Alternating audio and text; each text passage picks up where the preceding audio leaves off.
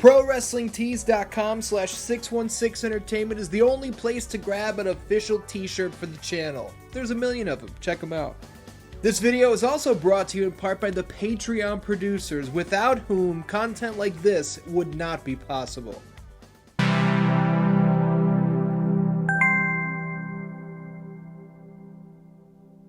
You know, there's a perception out there that Superman's video games suck across the board. Batman has the Arkham series, which is outstanding.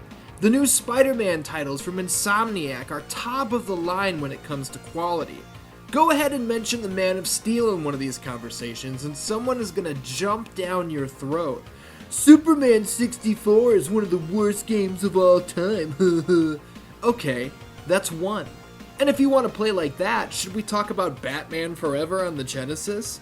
Maybe the Amazing Spider-Man on Game Boy? No, let's not. And I mean that sincerely. I hate that type of argument. Whataboutism will get you nowhere 100% of the time. So rather than play that card, we'll focus specifically on the Man of Steel himself. Today we're going to look at half a dozen Superman games across a 15-year window, and we're going to offer a fair analysis of which ones are actually terrible and which ones don't get the credit they deserve. What's up, Dan-Dans? Welcome to Superman for Everyone, the show that opens the world of the last son of Krypton to casuals and hardcores alike. Everyone's welcome here. Today's video is not going to cover every Superman video game ever released, no. I've chosen these 6 titles because these are games I grew up with. These are games that I've played quite a bit over the years, and I have a lot to say about them. If you guys like this concept and want to see more, there's no reason why I can't do a volume 2 or something down the line where I delve a little deeper into the catalog. Let's see how it goes. But without further ado, this is the good, the bad, and the Kryptonite, the video games of Superman. Our initial stop brings us to the first console I ever owned, the Nintendo Entertainment System. This game, simply titled Superman, was developed and published by Kemco in 1988. Don't let the title screen fool you, because that is not the game we're going to be playing. This is Superman on the NES. There's absolutely no context for what's going on. There are enemies that look like 8-bit John Cena's running around on the streets. And for fuck's sake, who designed these characters? I legitimately thought this man was a rhinoceros. I'm not even kidding. I thought he was some sort of monster enemy. But he's not. He's a human. I feel like I'm playing Animal Crossing. You can fly from one spot to another on the map, and that might be the only cool part of the entire experience. It's worth noting that the Japanese version of the game featured music pulled straight from the 1978 film starring Christopher Reeve, while the North American release sounds like this. On the scale of good, bad, and Kryptonite, we're not starting out so hot. This is Kryptonite for sure. Goddamn Statue of Liberty looks like a Funko Pop. Get the fuck out of here. Alright, let's try and shake the Kryptonite poisoning out of our system as we turn our attention to game number 2 here on this episode of Superman for Everyone. Taito's Superman arcade game released the very same year as the NES title, and I'll be damned. Take a look at this, will ya? Superman looks great. The enemies don't look too shabby either. The backgrounds, the fluidity of the strikes, the ability to go from walking to flying in the blink of an eye, this is what I'm talking about. We've got a beautiful recreation of the John Williams soundtrack from the movies.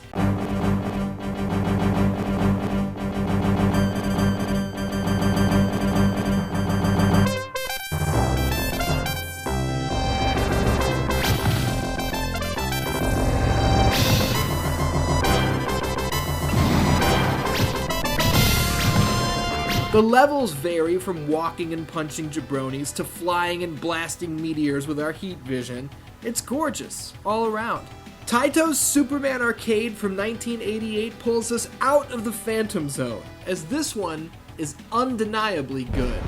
The gameplay you've seen was borrowed from World of Longplays, but here's me actually playing the cabinet myself. Shout out to the Galloping Ghost Arcade at Brookfield, Illinois. So the arcades are hot stuff, right? let's head back to the home consoles and take a look at 1992's Superman on the Sega Genesis. Developed by Sunsoft, who gave us the incredible Batman on the NES in 1989, this one feels like it's trying to mimic Taito's arcade offering, while coming up a bit short. We've got new powers at our disposal like the Super Spin, which allows us to drill a hole down to a new level previously unreachable. On some stages we can fly. I really like the newspaper headlines that progress us from one level to the next, but I have to address something here. This game is so fucking hard. I'm talking like, I can barely beat the second level. What you've seen is partially my personal gameplay, and some from Ricky C that I borrowed from the World of Longplays channel. Ricky C is an absolute beast, man, and watching his gameplay, I don't know how he does it. I wish I could convey this more clearly, but without having the controller in your hands, there's really no way to understand. The difficulty makes Sunsoft's Superman on the Genesis hard to recommend, it really does. But here's the deal. This game's soundtrack is an absolute banger. I've used it in the background of several of my videos in the past. It's in my rotation of music to listen to while I'm writing.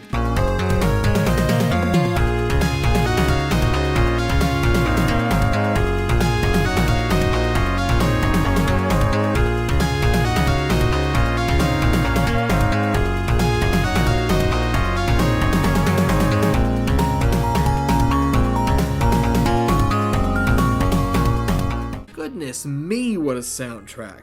I'm gonna call this one good, Dan Dans. It's extremely difficult, but it's certainly not dipping into bad or Kryptonite territory. 1994 gave us the death and return of Superman on the Sega Genesis and Super Nintendo. While Sunsoft retained the publishing rights, this title was developed in part by Blizzard Entertainment. You know Blizzard, right? World of Warcraft, Diablo, yeah, that Blizzard. Kinda crazy. The death and return of Superman follows the infamous comic storyline of the same name, which absolutely took the world by storm just 1 year prior. Seriously, Superman's death was headline news. It was a big deal. SOCN's Leslie Kane reports the superhero was laid to rest and remembered at an El Toro comic book store on Friday. Superman died in edition 75. The ink and paper format that gave him life 54 years ago did away with him Wednesday. How does this one stack up? Well, graphically, it's the best yet. The array of powers is relatively toned down, with heat vision being the only usable ability when it comes to combat. But forget the moveset, I want to talk about the fact that Death and Return allows us to play not only as Superman, but the Eradicator, Superboy, Steel, and Cyborg Superman. Each character comes complete with their own special powered-up move, a projectile attack, throw animations, and striking combos. We've got variety when it comes to the levels, with side-scrolling beat-em-up action switching to flying shooting stages. There's a section as Steel where you've got to get through obstacle after obstacle without getting electrocuted. The cutscenes that further the story are great, and the boss fights feel big. There's just one problem. This game is so fucking hard. Why do I have to keep saying that? Why do I have to keep warning you guys that a game where you play as Superman is so goddamn difficult? If anything, shouldn't this be easy? Shouldn't it be a walk in the park? We're Superman! But Blizzard and Sunsoft and pretty much everyone else has said no, fuck you. We're gonna make you feel like you're playing as some asshole dressed like Superman. Honestly, if there's anyone out there who can beat this game without cheating, don't tell me, prove it. Upload gameplay, because I don't believe you. This shit is impossible. I do love grabbing dudes and smashing them into the walls, the destructible environments are great, the soundtrack is awesome once again. The only thing keeping this from being a great Superman game is the difficulty. I wish I could break the scale and call one of these great, but I can't. The difficulty fucked it up. So it's topping out at good. Well, son of a fucking bitch.